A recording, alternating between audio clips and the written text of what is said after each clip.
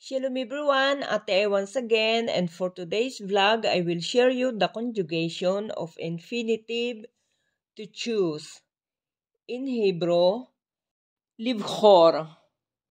Again, I will share you how to say to present tense, past tense, and future tense according to the gender. Okay guys, bow natkel. Present tense, choose. For masculine singular, bocher. Ani bocher. Ata bocher. Hu bocher. Present tense, choose. For feminine singular, bocheret. Ani bocheret. At bocheret. Hi bocheret.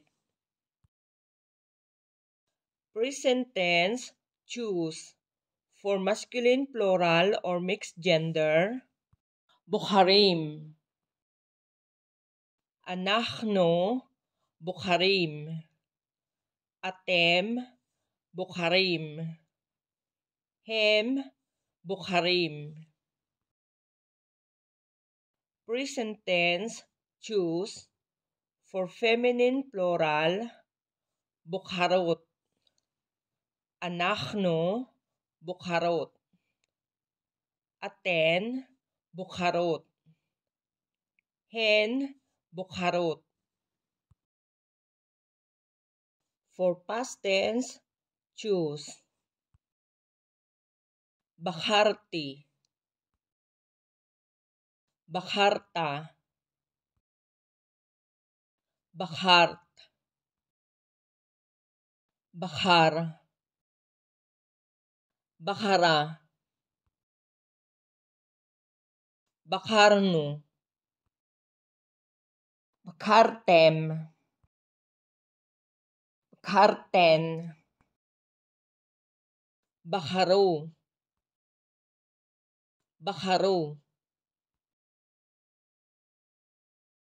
Okay, for future tense, we'll choose. Ani ivkhar.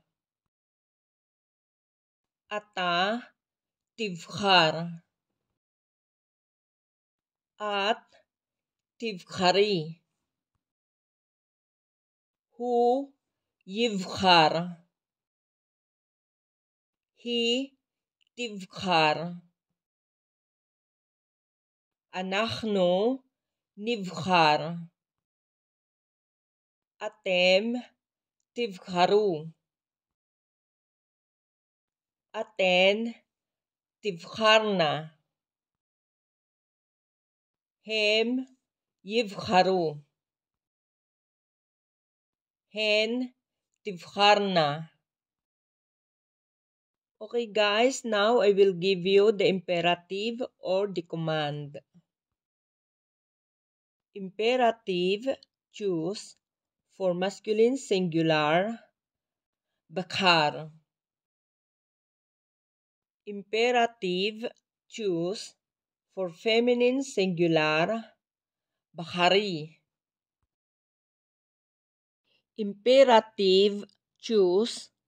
For masculine plural, bakharu. Imperative, choose. For feminine plural, bakharna. Okay guys, again, this is the end for today's video. Enjoy to learn Hebrew.